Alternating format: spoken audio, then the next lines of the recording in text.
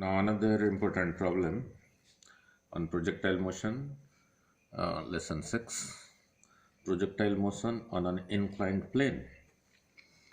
A particle is projected in air at an angle beta to the surface. From the point O, particle is projected with a velocity u, and this is the surface. This surface is inclined to this horizontal. This is your horizontal. The surface is inclined to the horizontal by an angle alpha. The surface which itself is inclined at an angle alpha to the horizontal. I explained you. Find the range on the surface OX. This is the surface. How far it will travel on the surface when u is the velocity of projection from the point O, and the velocity makes angle beta with the surface OX, for which the value of beta range is maximum. Now the analysis. Look, so this is your horizontal, this is the surface OX making angle alpha. From the point O, a projectile is projected with a velocity u making angle beta to the surface.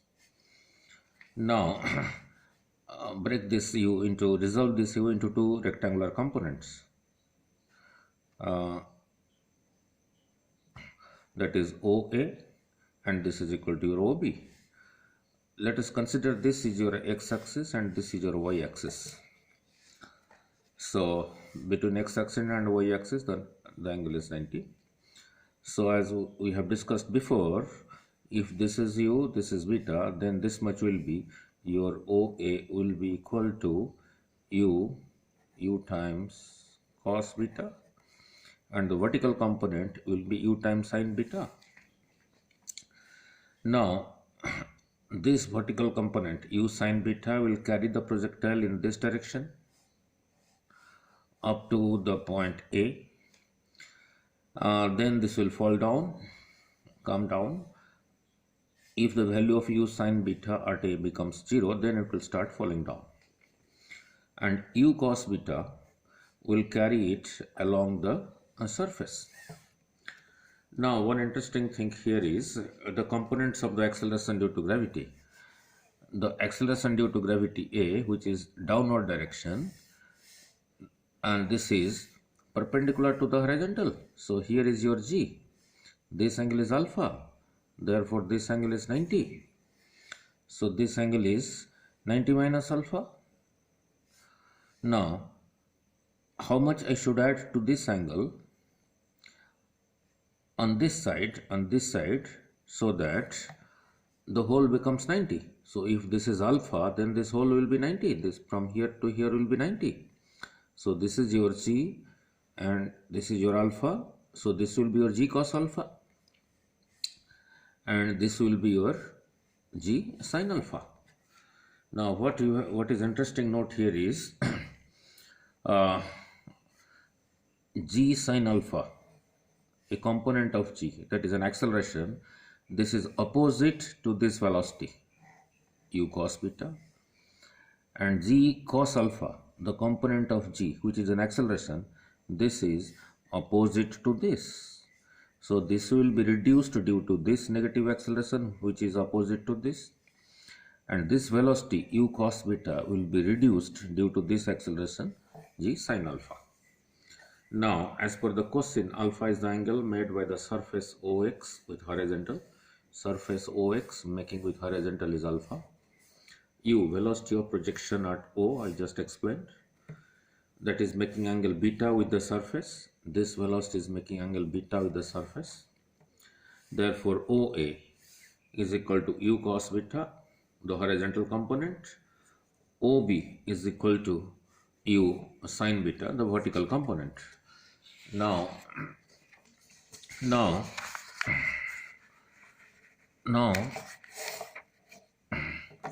let us analyze. Now at this point, G is vertically downward, vertical to the horizontal. G is vertically downward, that is perpendicular to horizontal. Therefore, G cos alpha and G sin alpha, the two components of G, two rectangular components of G. It's important to understand acceleration G sin alpha, that is this, is opposite to velocity u cos beta. This is opposite to this velocity u cos beta. Second point, acceleration G cos alpha. Acceleration G cos alpha is opposite to the velocity u sin beta. Is opposite to the velocity u sin beta. So, therefore, u sin beta becomes 0. This u sin beta, which is carrying in this direction, becomes 0 here due to this acceleration, which is opposing it. So, u sin beta becomes 0 at A against the acceleration G cos alpha. So, let time to reach A. Time to reach A due to this, using the expression final velocity is equal to initial plus acceleration into time. The final value of u sin beta at A is 0. So I write 0 here. U sin beta is the initial value at O. A is equal to, just I explained, that is this one. It is opposite to this, therefore negative. So minus G cos alpha into T, where small t is the time to reach the point A. So by changing side, your t small t, you get u sin beta per G cos alpha. Now this diagram is symmetrical about this axis. So the time to reach A and time to go from A to P is same. So from here to here is small t, from here to here is small t, t plus t is 2 small t, that is equal to capital T. Therefore, time to reach point P is capital T is 2 times small t, that is 2 times this. In this time capital T, that is the time to reach P, this component that is equal to u cos beta has taken the projectile up to the point P against this acceleration, So in this time t, u cos beta carries the projectile up to point P against the acceleration G sin alpha.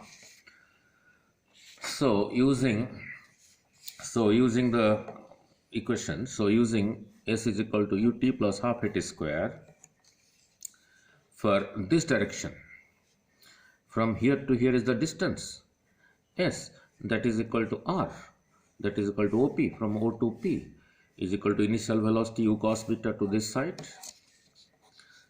into T, time to reach P, minus, why minus? Because this acceleration G sin alpha, which is opposite to this, therefore negative, that negative sign comes here. So I write G sin alpha T square. Now this remains same. I put the value of T here, half G sin alpha, I put the value of T here, the square of that. Now what happens is, now this becomes 2 here, u into u square, G cos alpha I write here, I take cos beta inside, so I am left with sin beta into cos beta from here, minus. Now look, this 1 by 2 G sin alpha, square of 2 is 4, square of u is u square, sin beta square, sin square beta, divided by the square of this, that is equal to G square cos square alpha. Now 1 2 cancels with this, leaving behind 2, 1 G cancels with this, leaving behind G here. So now, you have 2u square G cos alpha here. How do I get cos square alpha? I take common cos square alpha. So here I am left with this much, because this multiplied by this is same thing as this multiplied by this. Now then this multiplied by this is same thing as this multiplied by this. Now look, if you multiply with this, cos alpha cancels, we are left with 2u square sin beta cos beta, 2u square sin beta cos beta over g cos alpha, g cos alpha. Similarly here, now I sin beta here, I take it common. So 2u square sin beta over g cos square alpha. So I am left with this. This comes under a trigonometric formula, that is cos of a plus b, alpha plus beta. So this is your range on the along the surface from O to P. Now for what value of beta it will be maximum? This expression under simplification gives this. Now look, these are constants. These are constant. This minus this. So if this is maximum, then this minus this will be maximum. So this to be maximum, since it is a sine term here, the maximum value is 1. That is at sine 90, and that is at sine 90. So 2 beta plus alpha is 90. So 2 beta plus alpha is equal to 90.